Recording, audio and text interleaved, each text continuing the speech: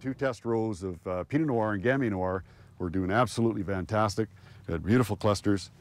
Ed Collette is giving the first ever wine tour in Kamloops at his Thad Spring Vineyards, which has truly been a labor of love during the past 5 years. So basically, that's how you get your coloration of the colors of wine. Basically, is the more contact they have with the skin. Collette shared his passion with local wine lovers during much of the long weekend, treating guests to the sights, sounds, and tastes of Kamloops' first winery. It's kind of a good feeling because you're being able to realize, all the hard work was definitely worth it. And it's very, very nice to be able to see people come out and enjoy what we can enjoy. From the vineyards to production and bottling to the glass of wine, guests get a taste of what Kamloops wine, 100% locally grown, is really all about. Very, very good, very refreshing, full-bodied. It's young still, for sure, but they seem to have a really good niche going with the Riesling, and I look forward to see how that develops. And once they get their red up, we'll have to come back and try that out and see what it's like. The wine was very good, and we're celebrating. My wedding's coming up, so any sort of wine is always helpful in celebrations.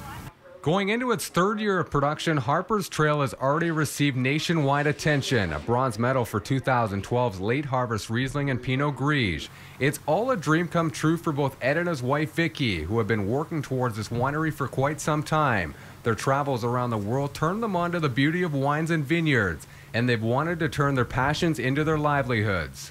Visiting some of the bed and breakfasts and being able to have, a beautiful coffee first thing in the morning, sitting amongst the grapes. It literally just grew on us, and we had to give this a try.